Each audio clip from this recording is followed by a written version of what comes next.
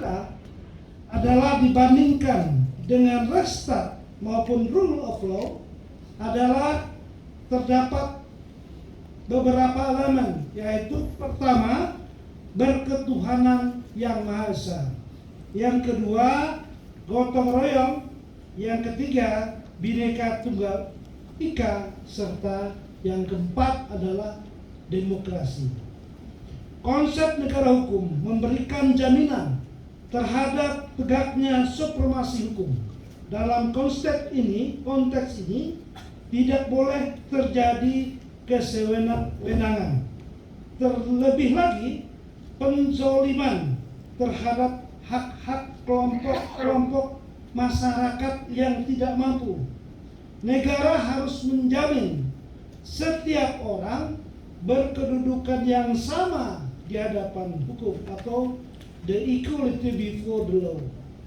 Siapapun orangnya, baik rakyat biasa, buruh ataupun pejabat, jika menghadapi masalah hukum sudah seharusnya diperlakukan sama.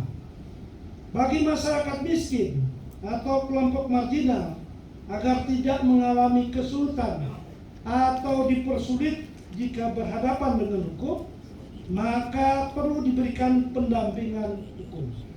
Melalui pendampingan inilah mereka akan mendapatkan putusan yang berkeadilan sebagaimana yang seharusnya.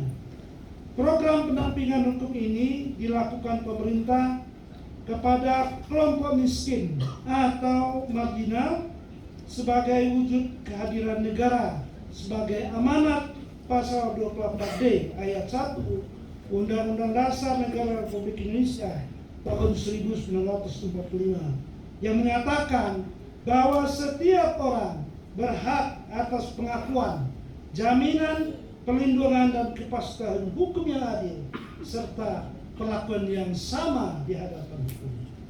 Ketentuan kondisi konstitusi ini merupakan pijakan dasar yang menjamin hak setiap warga negara, termasuk orang yang tidak mampu, untuk mendapatkan akses terhadap keadilan, agar hak-hak mereka diakui, terjamin, dan dilindungi secara adil. Dengan demikian, mereka juga akan mendapatkan perlakuan yang sama di hadapan hukum.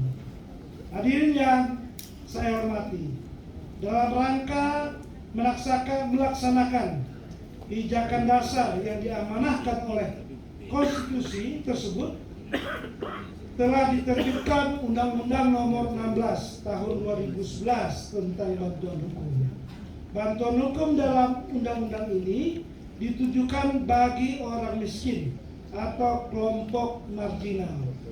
Jaminan perlindungan terhadap masyarakat, khususnya orang miskin atau kelompok orang miskin, dalam bentuk bantuan hukum dan peningkatan kesadaran hukum masyarakat tercantum pula di dalam program prioritas pemerintah tahun 2022 dan sesuai dengan visi dan misi Presiden Republik Indonesia yang tertuang di dalam nawacita butir keempat, yaitu menolak negara lemah dengan melakukan reformasi sistem dan penegakan hukum yang bebas korupsi, bermartabat dan terpercaya.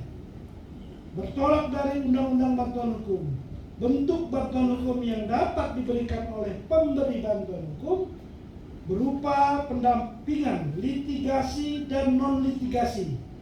Bantuan hukum litigasi diberikan kepada penerima bantuan hukum untuk mengimbangi perlakuan para penegak hukum dalam perkara pidana pada tahap penyidikan, penuntutan, dan persidangan, atau perkara perdata pada tahap gugatan dan persidangan, atau perkara tata usaha negara pada tahap pemeriksaan, pendahuluan, dan persidangan.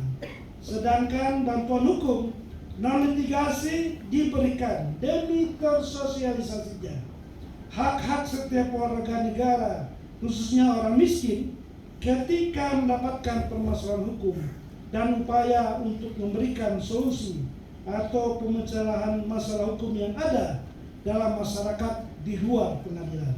Misalnya melalui konsultasi hukum atau mediasi. Tujuannya adalah agar terwujud masyarakat yang memiliki pemahaman dan kesadaran hukum, sehingga tidak setiap masalah selalu dibawa ke jalur litigasi. Hadirin yang berbahagia, pemberian bantuan hukum dilakukan oleh organisasi yang telah terverifikasi dan terakreditasi sebagai pemberi bantuan hukum sesuai dengan perintah Undang-Undang Bantuan Hukum dan Peraturan Pemerintah Nomor 42 Tahun 2013 tentang syarat dan tata cara pemberi bantuan hukum dan penyaluran dana bantuan hukum. Organisasi yang dapat memberikan bantuan hukum secara cuma-cuma kepada orang miskin atau kelompok orang miskin wajib terlebih dahulu dilakukan verifikasi dan akreditasi. Akhir tahun 2021, Kementerian Hukum dan HAM melalui Badan Pembinaan Hukum Nasional selaku salah satu unit eselon 1 penyelenggara program bantuan hukum melakukan verifikasi dan akreditasi periode yang keempat untuk tahun 2022 sampai dengan 2024. Tadi sudah disampaikan Pak Sido, jadi nanti verifikasinya sekitar tahun 2024. Hasil verifikasi dan akreditasi tersebut terjalin 121 pemberi bantuan hukum yang baru dari 1093 organisasi yang mendaftar. Dilakukan pula akreditasi ulang terhadap 524 pemberi bantuan hukum lama, yaitu tahun 2019 sampai dengan tahun 2021, yang layak lanjut sebagai pemberi bantuan hukum periode selanjutnya sebanyak 498 organisasi. Jadi total organisasi yang layak sebagai pemberi bantuan hukum dan dapat mengakses bantuan hukum periode tahun 2022 sampai dengan 2024 yaitu sebanyak 619 organisasi. Jumlah tersebut meningkat 18% lebih banyak dibandingkan periode akreditasi sebelumnya tahun 2019 sampai dengan 2021 yang hanya 524 organisasi. Sebaran PBH setelah verifikasi dan akreditasi di akreditasi periode tahun 2022 sampai dengan 2024 ternyata masih terdapat provinsi yang minim jumlah PBH karena hanya memiliki PBH, yaitu Kalimantan Utara.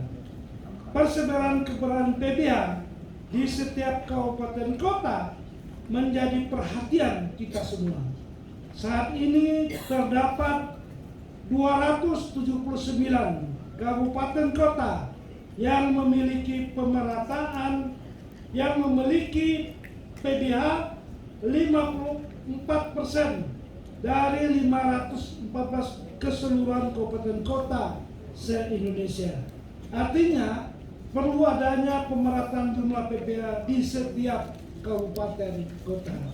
Diharapkan kerjasama antara Peradi dengan BPHF dalam hal optimalisasi peran PBH Peradi di wilayah dapat diimplementasikan dengan baik. Bapak Ibu hadirin yang saya banggakan dan saya muliakan, permasalahan sebaran diharapkan dapat terurai dan tidak menjadi hambatan dalam peningkatan akses terhadap keadilan masyarakat, khususnya orang miskin atau marginal.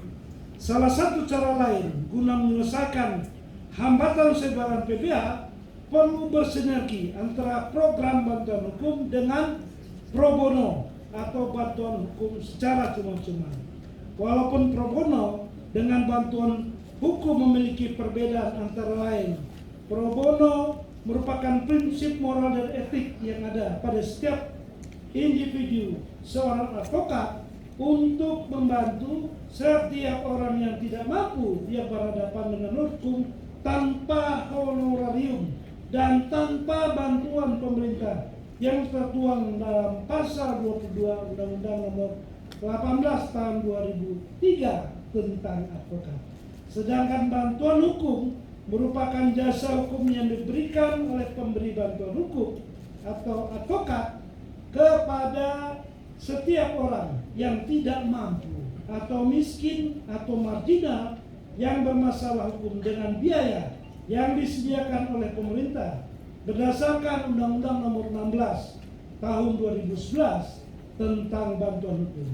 Tetapi antara pro bono dengan bantuan hukum memiliki kesamaan, yakni sama-sama bertujuan untuk membantu setiap orang yang tidak mampu, miskin, marginal, yang berhadapan dengan hukum atau cuma-cuma. Pro bono sebagaimana yang kita ketahui saat ini berasal dari sejarah panjang keberadaan profesi advokat yang terus bertransformasi seiring dengan berjalannya waktu. Karenanya memahami istilah pro bono berarti merekonstruksi ulang sejarah panjang profesi advokat yang berasal dari masa Yunani kuno.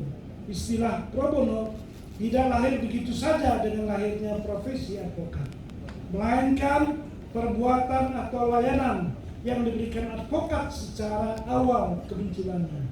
Dalam konteks Indonesia, keberadaan advokat dan pro bono tidak dapat dilepaskan dari sejarah penjajahan Belanda yang pada akhirnya